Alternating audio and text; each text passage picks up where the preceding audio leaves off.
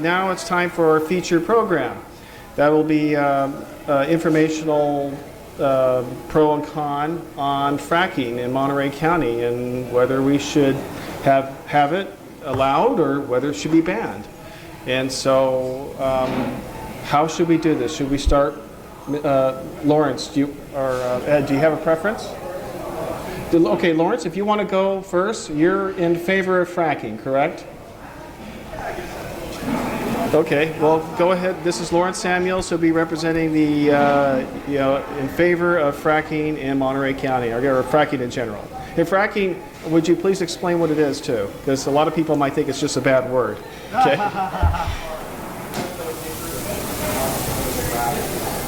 Now, tell me when Tyrone, I talk about this forever, so let me know. I'm Lawrence Samuels. I've been to these meetings before. I'm over in Carmel Valley.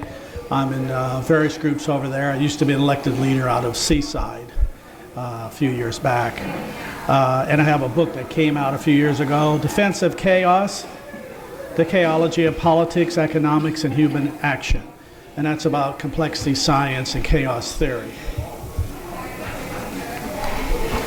Well, first thing, I find fracking or hydraulic fracturing is, I guess I'd call it a distraction.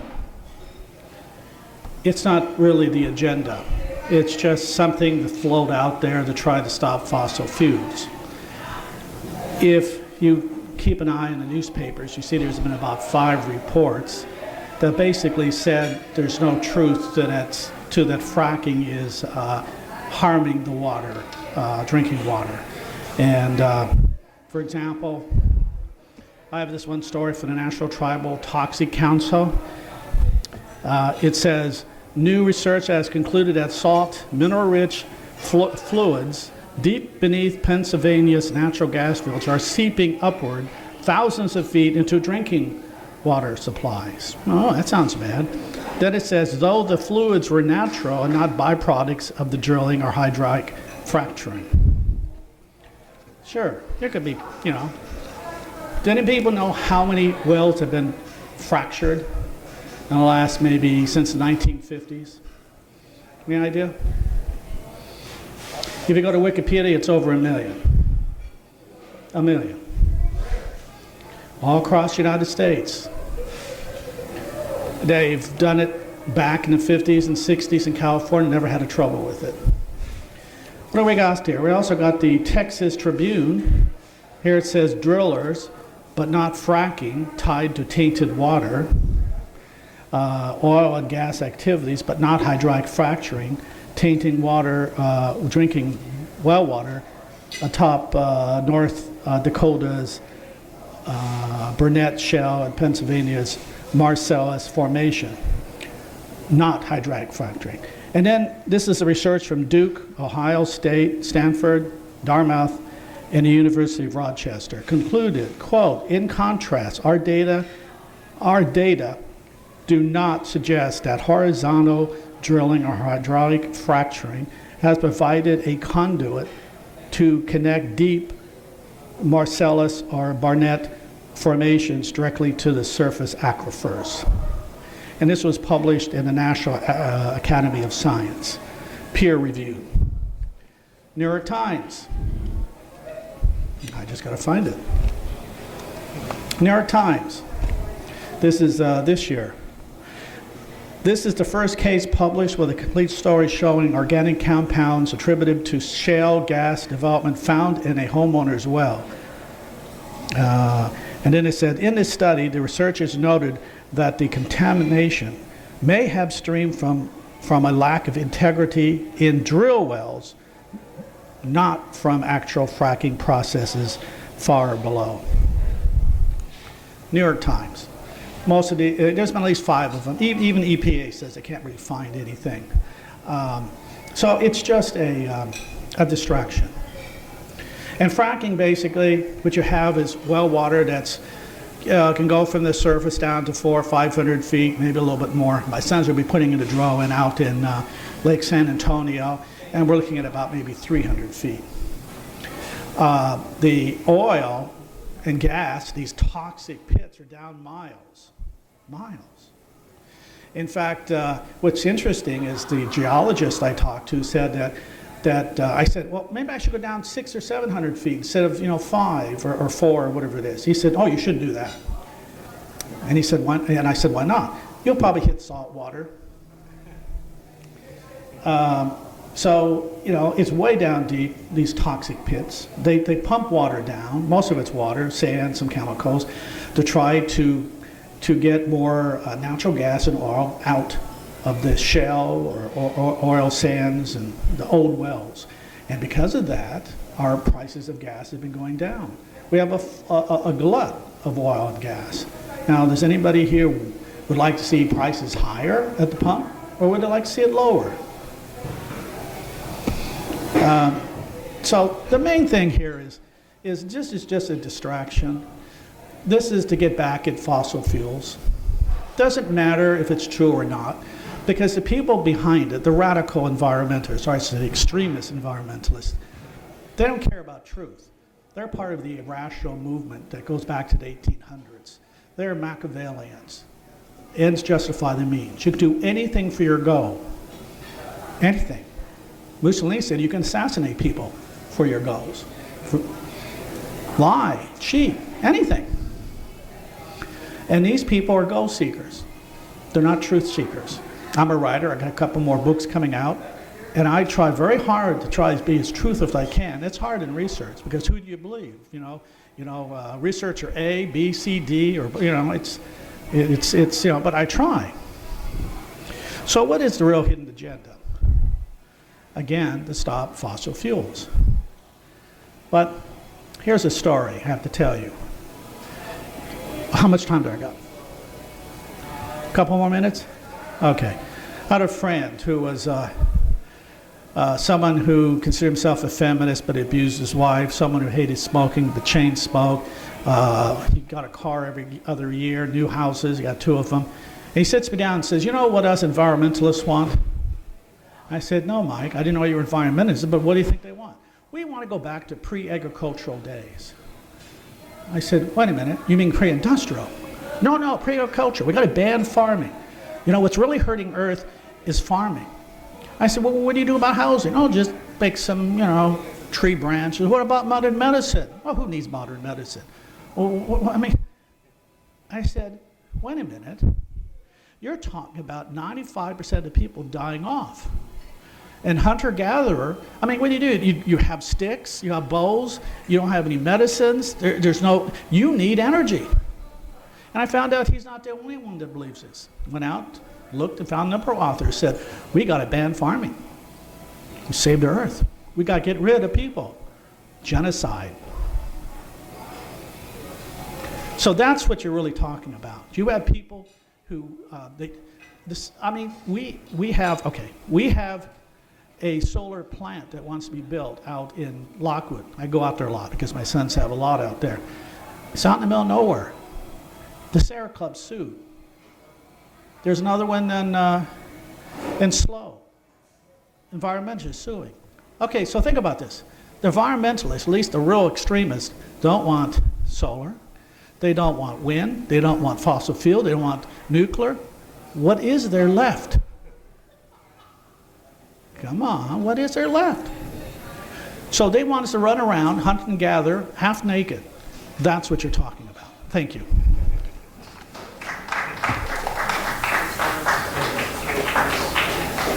Thank you, Lawrence. Now it's time to hear the argument against fracking. And I wanted to mention this earlier, but one of the good things about our group is we have such a diverse opinions, and yet we all get together at least once a year and we actually share them, which is something really good. It's something nowadays, if you go to a public meeting, they don't want to hear. They don't want to hear any disagreement. They want to hear everybody is right on page and is in lockstep. And so that's what I really like about this group is that we can have such a diverse opinion, a group of people with diverse opinions who can get together, share them, and get along.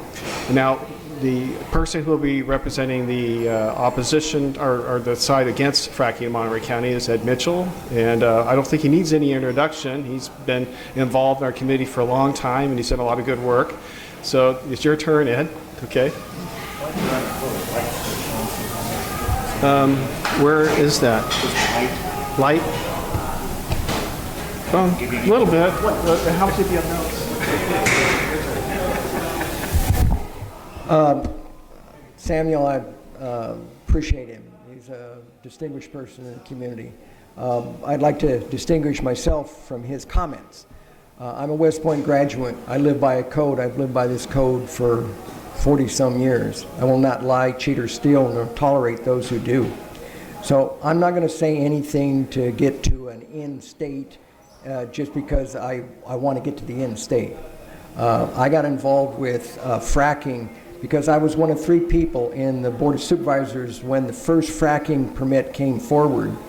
There was a farmer, an environmentalist, and myself. I was there for an entirely different reason. And what dawned on my mind, because I've worked in high technology in the military and Lockheed Martin, with complex systems, that you have to look at the risk of what you're doing.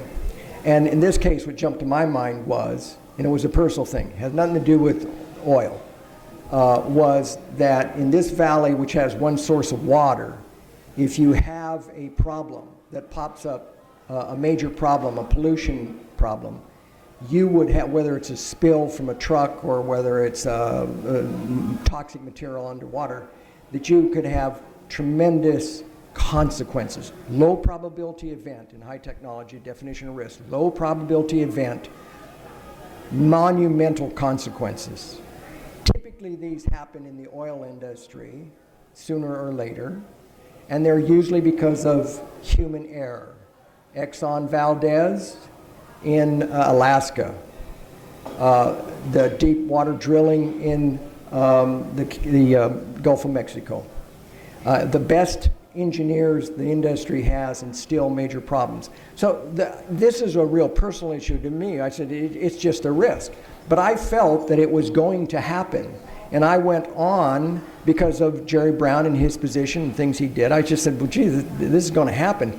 How do you, and I came up with these policy questions and then went off, formed an organization and tried to go around to people, just how do we do it? How do we bring in an oil industry that could put in thousands of oil wells in this area, in the most seismically active oil field in California, and I personally believe in all of America, which is a different shale play than any place else. The average of earthquakes of 6.0 or higher in Parkfield is once every 22 years. We have the San Andreas Fault. If you talk to the oil people, you'll find that they talk about the ground being churned. It is a different type of geology here. It's churned because of the earthquake. We have the San Andreas Fault. And yet, so the contract that the oil company wants to say is that we can take toxic water, put it underground. Oh, but in this area we have to do it at a much shallower area because of the way the soil is, the geology. And it will never leak. If you believe that, you should be for fracking. I am of a person who've watched missiles blow up. I've watched these other things. And I said, that's risky. So how do we do it? Who's going to be held responsible if it happened? Should there be setbacks someplace? Over a period of time, I worked, formed an organization, and we tried to work with supervisors, went out to different organizations, and actually asked this question: how do you make it work in an overdrafted area? How do you bring in an industrial organization that's going to use industrial consumption of water above and beyond what we're already doing? Where do you get the water? Do you stop farming? How do you solve that problem in the most seismically active area? And how do you handle the practical issues? And practical issues like this is what I recommend to the Board of Supervisors. How about going out? Let's have a short moratorium. Go out to other counties, get on the phone, call the mayor or the supervisors in other counties and ask them in North Dakota or Texas or Wyoming, wherever, hey, what were the impacts to the county? What were the costs? For example, higher trucks running around on the roads. Did you get any money to fix the roads? Things like that. Along the way, I found people did not want to talk about these type of practical issues. They did not want an enforceable type issues that would protect people. And therefore, what emerged was a coalition of people. We call it Protect Monterey County. We believe the people of this valley, including the 61,000 people that are direct and indirect in the farm industry, should get to be able to make a choice of which future do they want. Do they want one with fracking and whatever risks it might have, or do you want to prevent the fourth most profitable agricultural county in California, that it's unnecessary to be done in this area because of our geology, the seismic conditions, and the one water source, that maybe that's not the right place to be doing it? You should have that choice. I think Samuel would appreciate that the public should be able to make choices like that. Now, one area, for example, is, well, this is interrupting with people, this is stepping in and affecting their rights. Jerry Brown was recently in the paper, the person that Jerry Brown removed from being in charge of Dogger and controlling the where toxic wastewater would be injected and ensuring it was done properly, was removed from that position. He claimed and has gone public that he told Jerry Brown that this would violate the EPA, the federal EPA for protecting water sources in California. EPA has recently come out and said it was shocking what California did under the new management that was put in place. That government official has joined a group of farmers in San Joaquin Valley that is now suing the governor for what they're doing with how they're handling fracking wastewater. Bottom line is this. Our organization feels that there has been a lack of protection by government officials, the unique aspects that I talked about before, that the public which will be impacted, ag, vintners, tourism, jobs, there are some arguments for and against jobs, that you should have the right to vote on that future. Protect Monterey County will be bringing a initiative forward sometime next year. Thank you, Ed. We didn't want this to turn into a debate. This is informational. So what I'd like to do is go to Q&A, but I would like first, if you don't mind, let Samuels come back for maybe 1 minute comment. Sure. And then get right into Q&A. Sure. All right. And then when we're done, then you come back.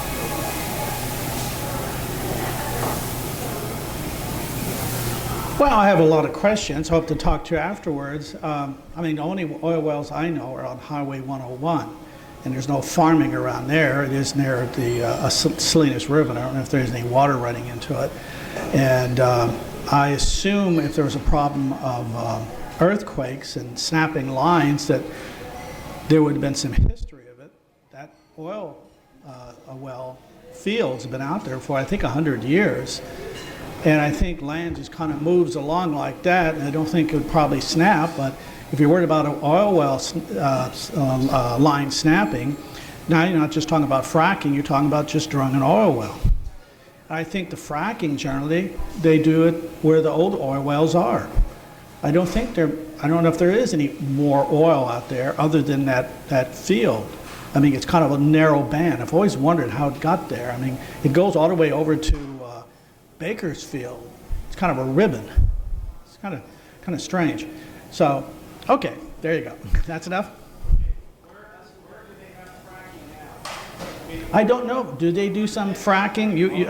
You're probably a little closer to it, but what's the difference between an oil well pumping up from a toxic oil basis down deep versus taking that well, bringing it back to life, pumping chemicals down it, and bringing it back up? I don't think. Maybe Ed knows, but I don't know if there's any farming out there, an area that's doing farming, and there's oil wells next to them. But I don't know. Okay, so how many million gallons of water does fracking job take? I don't know. When I looked it up, that's out in the boonies. They had to bring trucks in, unless they dig wells next to it. I don't know. They're talking about millions, but if you had to keep bringing trucks in of it, I don't think that would get up to a million. So I really don't know. Maybe Ed would know that. I always thought it was much less, but. So many people fracking, not knowing the amount of water that we're going to use in the state of California today. I don't think you would know. If you had figures from how much oil you found before, you might be able to kind of figure that out. But, you know, in a couple of months, we might be swimming in water, so, and we probably want to get rid of it. Okay. Oh, what else? Go ahead. I can't hear you. The original oil well, started with water. Seeps through the first. What happened to the water in that situation? You're talking about out on Highway 101? Oh, well, see, there was so much pressure. Yeah, it was close to the surface. It's on the surface. It would I have no idea. Depends what area you're talking about. You go out to Ohio or Indiana, where my wife has a small interest in a farm. You just dig down 5 feet, you find water. It's not like the West. West is very dry. Go on. Okay. Why don't you come over here? Come on. Sure. Fracking is not limited, nor is there any law in California that limits it to existing wells. Fracking can occur at a new location that has a ground geology that would allow fracking. No, it is not just a South County issue. We have seismic trucks that went into Aromas and did seismic testing up there to see if they could do fracking. There are permitted wells all the way down, sites still existing, all the way to Moss Landing. You could see, if it is very successful, like it was in, say, North Dakota, you can see potentially thousands of wells down the Salinas Valley.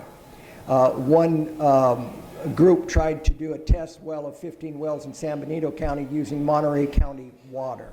And it was found by Judge Wills that they had not looked at the EIR, the environmental impacts of what that full project would look like, would do to the Monterey County area south of King City. The oil industry's data says that per frac right now in California it's 164,000 gallons, but it's per frac per well. And in this area, because of the geology, you would probably have to do shorter fracs but more wells. And you don't frac a well just once, it's multiple times. So if you had, say, 1,000 wells at 164 frac, time maybe 3 times a year, either one well or alternate wells, you're talking about millions of gallons of water. Now, fracking is a different technology than what was done years ago. Okay, our initiative does not restrict any current well operation, cyclic steam injection that's going on right now. We encourage that. I mean, we're not against that at all. We're not against the oil industry.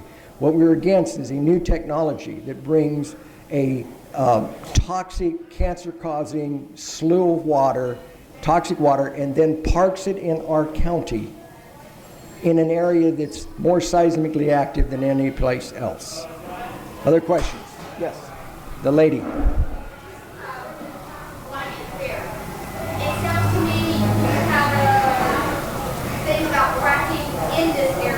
Yeah, yes. Right.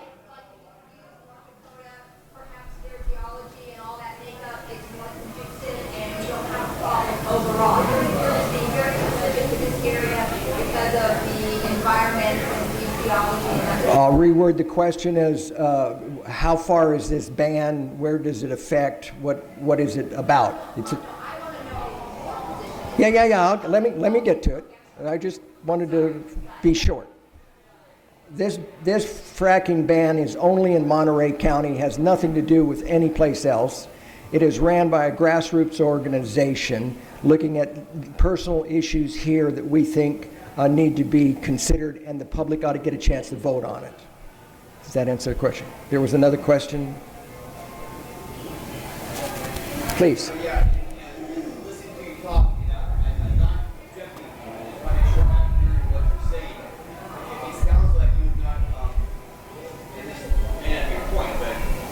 You haven't offered any examples of where fracking has gone bad. humans, we make mistakes, it's just a matter of time. Let me give you some examples. I could have brought pictures. In California, when I started this 4 years ago, there were issues I looked at other counties outside of here. Over time, in California, there have been specific areas where the community has been put at risk. Kern County, human error, deliberately pouring toxic waste instead of following the rules of where to discharge it and store it. They didn't do it, ruined an almond orchard. Ventura County, a commercial injection well. The supervisors had allowed toxic waste from other areas to come there, and the frackers to put, and oil companies doing other oil, to put material into the ground. The commercial company went 25% over how much could be crammed into that ground at those pressures. They were closed by the district attorney. This is the type of thing, and there's a series of them. Jerry Brown breaking the law, according to officials that he got rid of, in terms of protecting the water sources. 23 of those wells are in Monterey County, one in King City, 22 in San Ardo. There are more and more examples of that. Fracking wells being placed next to elementary schools in Kern County. So there are setback issues. So over time, and what the U.S. EPA came out and found was that the issue, and oftentimes in the oil industry, is not often the technology, it is it is people that are making mistakes. In this particular case, my position personally, and others that I know, is that we are in a unique area with one water source and highly seismic areas. So if you're comfortable with the risks, you feel it'll be good for us and can be pulled off, well, then you make that choice. If you're along my line, I say, we don't need it now. We can protect, this one county is not the whole shale play, and it needs and should be protected like the sanctuary. Well, it's interesting. I didn't know there was any capped oil wells in Monterey County other than out there on Highway 101. It's very possible. I don't know. Sometimes they do cause problems if the methane keeps bubbling. All this stuff is toxic. Doesn't matter if it's high, fracking or it's digging and bringing up oil. It is a toxic pit. They're putting toxic chemicals, mostly water though, into a pit that's toxic, and they're bringing out oil and gas. And if you have 1 million fracking examples, and you really can't really point to one that actually did it after all this research, I think the risk is very low. I don't think the farmers are going to allow an oil well to be drilled in their farmland. Except if the oil company owned the farming land. That's possible, but we went through our stage of finding oil a long time ago, and I just have never heard of any oil wells except for that. In fact, there was an oil line actually going all the way there to Monterey to put in the ships. But, there could be. But, there is a risk to everything. You get out, you're going out in the street, you have a chance of getting killed. If we took this thing and say, let's don't build airplanes, because we can't guarantee they're not going to drop from the sky. We can't guarantee cars won't crash. We can't guarantee anything. We can't guarantee your bank account's going to be there tomorrow. We can't guarantee that a hacker won't take your name. There are risks. And so you have to balance that between benefit and risk. And since this is very low risk everywhere we've seen, you can put a little more controls on it. If they mess up, they have to pay. And you can use tort. If you own land and they trespass on you, use a tort. Can I answer that one? Right now, the law is set that your farm, your place, your property, you think fracking material happened because benzene or antifreeze shows up in your water and there's only after a fracking well was put in? You have to prove that that fracker was the one that did it. You have to physically figure out how to do that science. How about a regulation that requires them to put a marker in their material, or having a chemical fingerprint, so that when your kid has leukemia, that you can hold that guy responsible for it? You know why they don't like that? Because it holds them responsible. Those type of protections do not exist in this county or in other counties, and the oil industry fights them like mad. And therefore, I feel, and I'm not seeing the legislation protect us, that a ban is the best way to protect us. You should make the choice. On oil. Second thing, if you have mineral rights, I can go onto your property and I will plant my well where I want it, when I want it, and make the noise I want. You can't control it. I'm out of the way. I'm done. Thank you.